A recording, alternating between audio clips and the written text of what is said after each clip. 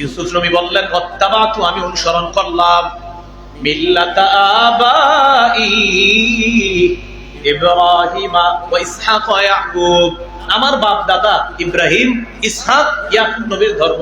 দেখছেন একটু আগে না বললাম, বাপ দাদা খারাপ করলে এটা নেওয়া যাবে না, কিন্তু বাপ দাদা ভালো করলে এটা নেওয়া যাবে। এই যে ইউসুফ নবী বললেন আমি আমার বাপ দাদা ইব্রাহিম, ইয়াকুব, ইসহাক নবী, আমি তাদের ধর্ম অনুসরণ করলাম, কারণ আমার বাপ দাদা ইব্রাহিম নবীর ধর্ম তাওহীদের ধর্ম, ইসহাক নবীর ধর্ম তাওহীদের ধর্ম, ইয়াকুব নবীর ধর্ম তাওহীদের ধর্ম। আর বর্তমানে আমাদের জবাব ইব্রাহিম, ইসহাক, ইয়াকুব নবী সহ সমস্ত নবীর ধর্ম তাওহীদের ধর্ম। পরিশেষে মুহাম্মদ সাল্লাল্লাহু আলাইহি সাল্লামের ধর্ম তাওহীদের ধর্ম। আমরা এই তাওহীদের অনুসরণ করি। ঠিক ঠিক তো বলেন, বাহিরে গিয়েও তো আবার অন্যের প্রশংসা করেন, কই হুজুর একটু ঠিকঠাক থাকি আর কি না। আমি তো বললাম ইমান হেফাজতের জন্য ঘর আটকায় বসে থাকেন, দরজা লাগায় বসে থাকেন।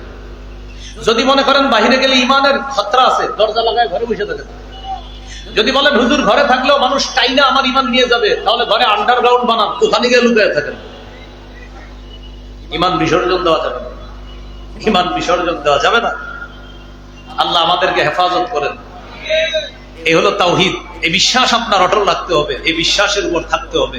আল্লাহ কথাগুলো মনে রাখার তৌফিক দান করেন। সহিহ বুখারীর বর্ণনা ৬৮৬১ নম্বর হাদিস। এই হাদিসের বর্ণনাকারী আব্দুল্লাহ ইবনে মাসউদ রাদিয়াল্লাহু তাআলা তিনি বলেন, قال رجل يا رسول الله أي الذنب أكبر عند الله। এক ব্যক্তি বললেন হুজুর আল্লাহর কাছে সবচেয়ে বড় পাপ কোনটি? فقال رسول الله صلى الله عليه وسلم أن تدعو لله ندا وهو خلقك। তুমি আল্লাহর সাথে কোন সমকক্ষ ডাকা, যে আল্লাহ তোমাকে সৃষ্টি করেছেন ওই আল্লাহর সাথে কোন সমকক্ষ ডাকা, এটা আল্লাহর কাছে সবচেয়ে বড় পাপ।